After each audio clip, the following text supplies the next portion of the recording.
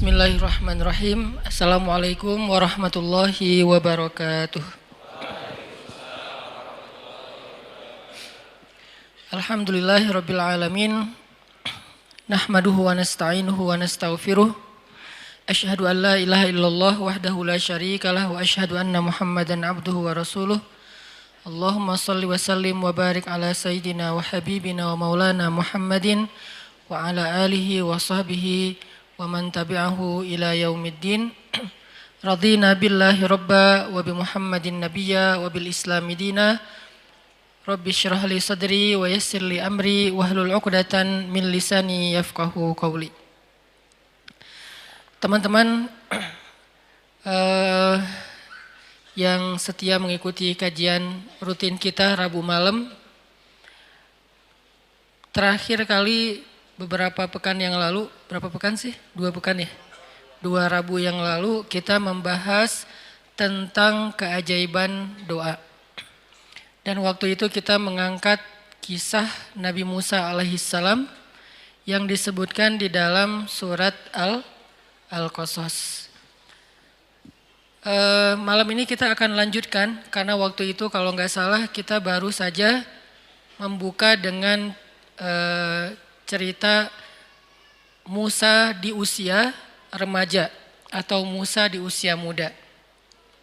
Sebagaimana yang kita tahu bahwa kisah para nabi yang paling banyak diangkat oleh Al-Quran di banyak surat dalam jumlah ayat yang panjang-panjang, salah satunya adalah Nabi Musa alaihissalam.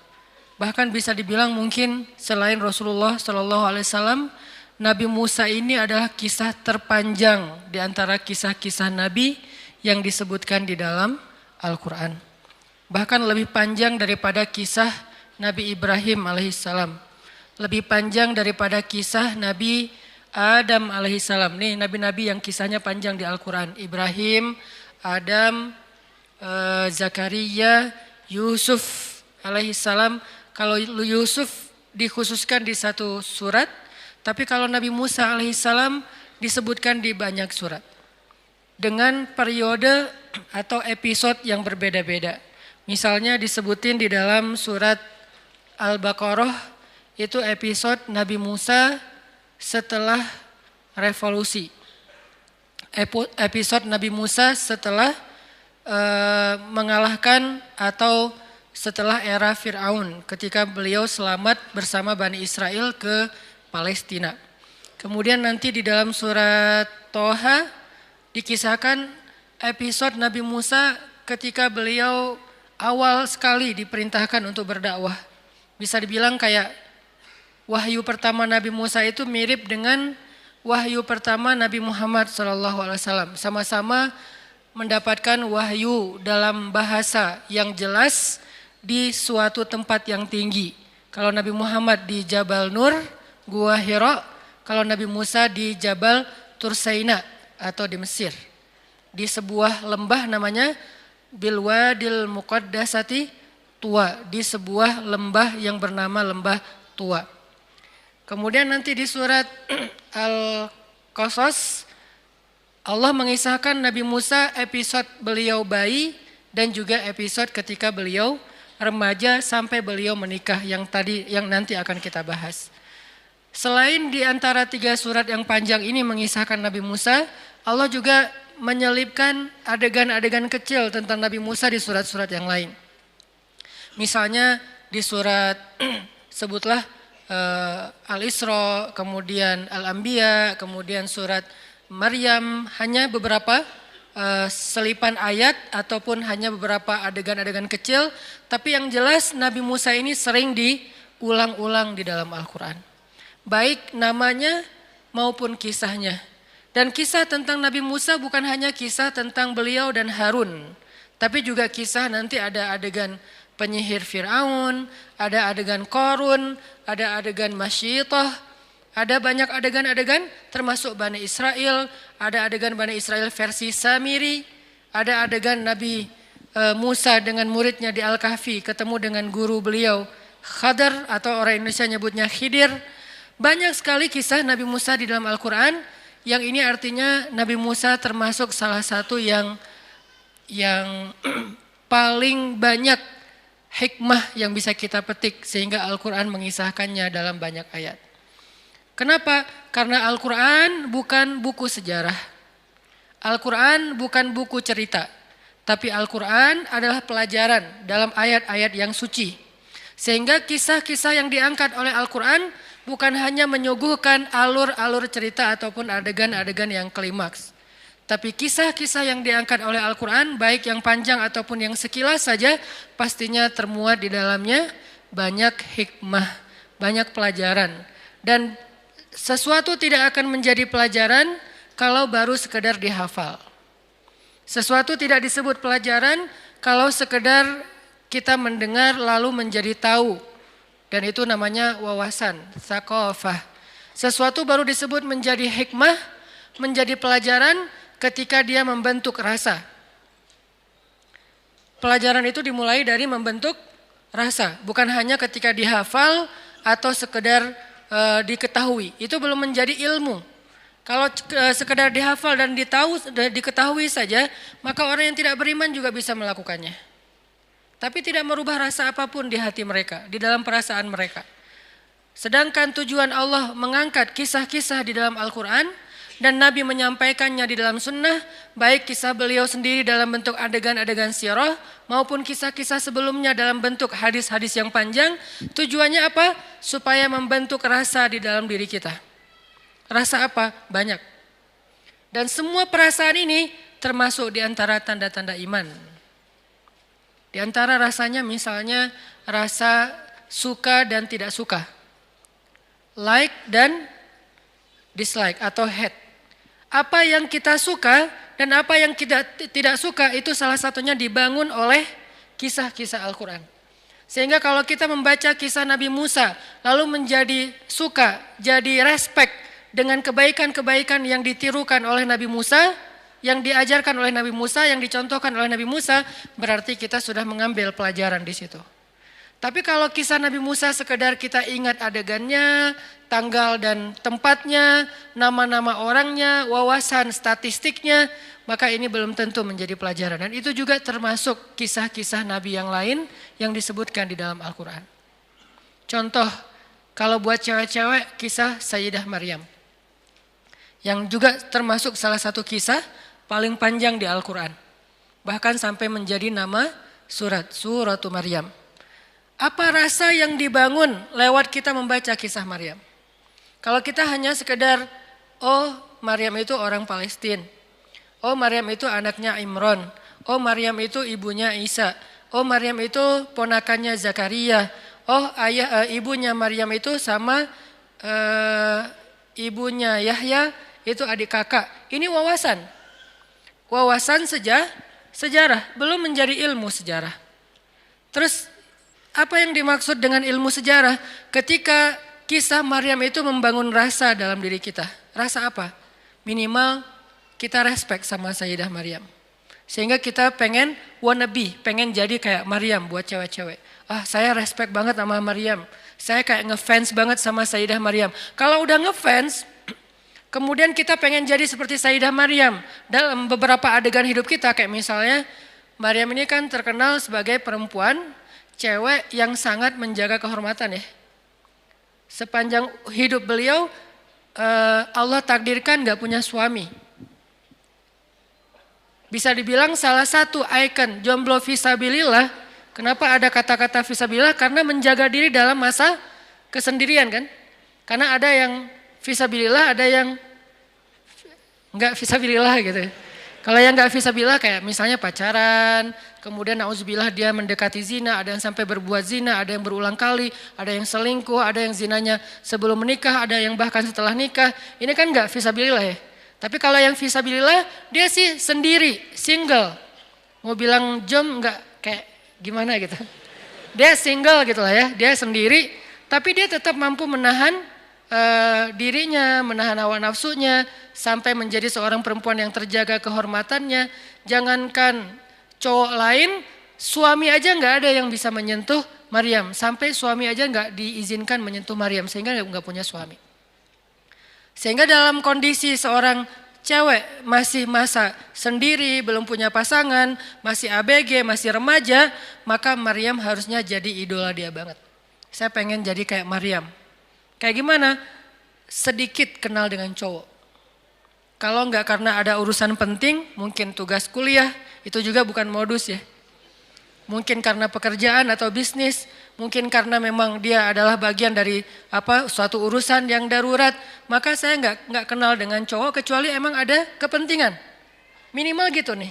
Nggak perlu sampai nggak kenal cowok sama sekali kayak Sayyidah Maryam kan nggak kenal cowok kecuali 3 orang ya. Pamannya, kalau ayahnya kan emang nggak kenal karena meninggal sebelum Maryam lahir. Pamannya, anaknya, ponakannya, Zakaria, Isa dan Yahya. Cuman itu doang yang dikenal oleh Sayyidah Maryam. Jadi kalau kita periksa list kontaknya tuh nama cowok cuma ada 3. Mungkin kita nggak harus sesaklek, pokoknya nggak boleh lebih dari 3 ya. Kenapa? Soalnya Maryam cuma 3, nggak gitu-gitu amat juga sih. Setidaknya pelajarannya di sini saya nggak mau kenal cowok kecuali ada kebutuhan yang memang penting, yang memang ada maslahatnya. Itu juga dengan menjaga batasan. Kemudian nanti dengan cowok itu nggak terlalu berlebihan, nggak terlalu dekat, nggak curhat kepada cowok. Sampai seganteng apapun cowoknya, sebaik apapun cowoknya, dia nggak akrab gitu. Kayak Maryam dengan Jibril. Jibril kan ketika turun menemui Maryam, fatamassala laha basyaron sawiya. Jibril menjelma sebagai seorang basyaron sawiya, cowok keren. Itu namanya tarjamatus syabab, terjemah anak muda. Yang mungkin sebagian dai tidak berani menerjemahkan Al-Quran dengan terjemah anak muda. Ya nggak apa-apa lah, mungkin jadi yang agak unik atau aneh mungkin lebih tepatnya. Tarjamatus syabab terhadap Al-Quran. Apa arti basyaron sawiyah? Kalau terjemah Quran yang baku itu laki-laki yang sempurna. Bahasa kita apa? Cowok keren. Karena ideal, sempurna banget. Enggak berlebihan, enggak juga pas-pasan. Kalau berlebihan misalnya hidungnya terlalu mancung sampai miring gitu kan ya. Ini berlebihan. Enggak juga hidungnya terlalu tawadu gitu. Ini Jibril fatamassala laha basyaron sawiya. Jibril itu jadi cowok keren. Arti cowok keren ideal banget. Hidungnya ideal, matanya ideal, alisnya ideal, rambutnya ideal gitu. Nggak tahu ya, cuman beberapa cerita tentang rambut Nabi Isa, Nabi Muhammad kan rata-rata rambut sepundak ya. Dan ada agak-agak ikal kan. Mungkin kalau genrenya agak-agak reggae gitu lah kalau di anak muda gitu. Jadi keren gitu. Nah Jibril datang menemui Maryam menjadi seorang cowok keren. Bukan wujud aslinya Jibril. Kenapa nggak dengan wujud asli aja? Yang pernah melihat Jibril dengan wujud asli itu sedikit. Salah satu di antara yang sedikit di antara manusia, cuman Rasulullah SAW. Itu juga 2 kali menurut sebagian besar riwayat. 2 kali doang. Sisanya Nabi kalau ketemu Jibril tadi jadi cowok keren. Saking kerennya Jibril, Umar aja terheran. Umar itu agak idealis dan punya standar yang tinggi tentang cowok keren. Itu Umar. Buat dia cowok keren itu harus gagah, harus keker, harus tinggi. Ininya bahunya, bidangnya tuh harus lebar. Cowok keren dalam standar Umar itu tinggi. Jadi susah untuk disebut keren di mata Umar. Tapi Jibril bikin Umar gak berkedip. Kira-kira sekeren apa nih Jibril? Bikin Umar gak berkedip. Ketika Jibril datang sebagai cowok keren, lalu duduk di depan Nabi dengan pakaian yang bersih, rapi, gak ada leceknya sedikit pun. Sampai Umar komennya, kami gak kenal dia. Seolah-olah dia bukan orang Madinah. Tapi di pakaiannya nggak ada bekas-bekas safar. Arti nggak ada bekas safar itu nggak ada leceknya. Kita kan naik motor juga bukan cuma baju yang lecek, sampai muka juga lecek gitu kan ya. Kenal pot lah, apalah. Saya juga suka ngelihat gitu. Kalau saya sering naik memotoran beberapa hari, akhirnya muka saya kenapa saya jadi agak-agak susah diedit gitu teh. Kalau biasanya naik mobil karena misalnya mungkin gak terlalu macet naik mobil masih bisa lah pakai kamera depan gitu kan ya. Tapi kalau pakai motor kamera depan juga gak bisa. Artinya lecek banget mukanya nih. Jadi kalau mau ngajar naik motor pasti udah lecek banget. Tapi Jibril alaihissalam datang dengan pakaian yang tidak lecek apalagi wajahnya. Pakaian aja yang gampang kusut, nggak kusut sama sekali. Nggak ada bekas lipatan sedikit pun di pakaiannya, seolah-olah dia bukan perjalanan jauh. Tapi kalau dia bukan perjalanan jauh, dia bukan orang setempat. Nggak ada yang kenal, tetangga siapa ini orang, tinggal di sebelah mana. Karena nggak ada yang kenal, sehingga sahabat heran. Bukan orang sini, tapi nggak ada bekas-bekas perjalanan jauh, itu kan keren banget. Sehingga Umar dengerin aja, dia tiba-tiba duduk di depan Nabi, menautkan lututnya dengan lutut Nabi, ketemu gitu, ngobrol sama Nabi, wajahnya berseri-seri, dia tersenyum, bertanya kepada Nabi, sebutin apa Islam, sebutin apa iman, sebutin apa ihsan, kapan terjadi kiamat, apa tanda-tanda kiamat. Setiap dia bertanya, dia membenarkan, dia bertanya, dia membenarkan, sampai setelah itu dipeluk Rasulullah oleh laki-laki itu, dia pun pergi. Sahabat masih diam aja, mereka takjub melihat ini cowok keren banget. Nggak tahu di situ ada cewek-cewek atau enggak. Kebayang kalau di zaman sekarang Jibril turun, wah, bisa pingsan. Yusuf aja bisa pingsan, apalagi Jibril. Karena Yusuf gantengnya ganteng-ganteng Nabi. Kalau Jibril ganteng-ganteng malaikat. Kebayang nggak tuh gimana gantengnya? Nah, cowok sekeren Jibril datang ke dalam sebuah mihrab. Maryam lagi sendiri di situ, ABG, usia sekitar 20-an tahun. Artinya anak remaja banget. Lagi semangatnya, lagi kalau zaman sekarang tuh lagi pengen kenal lebih banyak orang, lagi pengen cari ekspresi dirinya kayak gimana, lagi pengen diakui. Usia 20-an tahun, dia lagi duduk sendiri di sebuah kamar, tempat dia beribadah, tiba-tiba datang cowok keren, kerennya keren malaikat, bukan keren para nabi lagi. Jibril alaihissalam. Dan Allah yang bilang keren.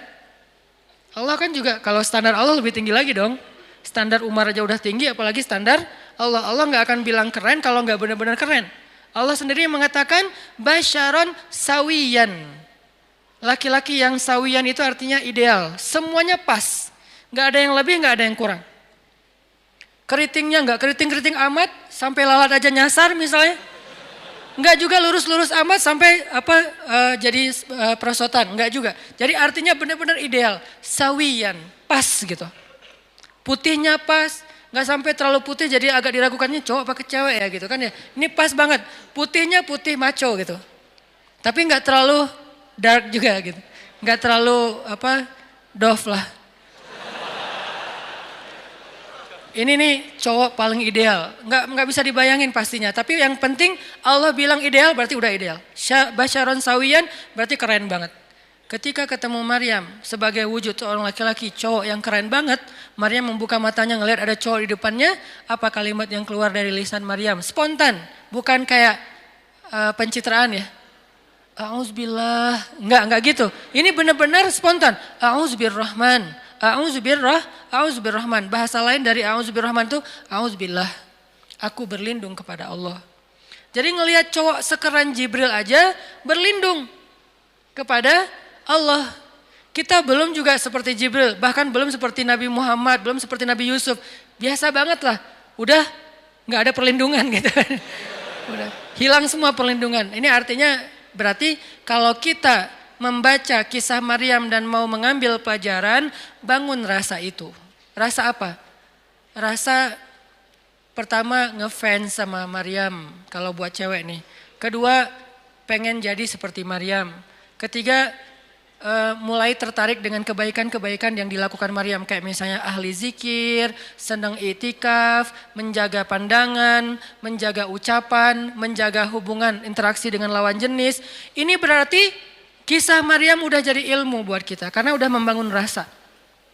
Tapi kalau kisah Maryam kita cuma hafal surat Ali Imran, kita hafal surat Maryam, kita hafal surat-surat tentang kisah Sayyidah Maryam di tempat yang lain, berarti kita belum menjadikan itu sebagai ilmu, baru sekedar menjadi wawasan.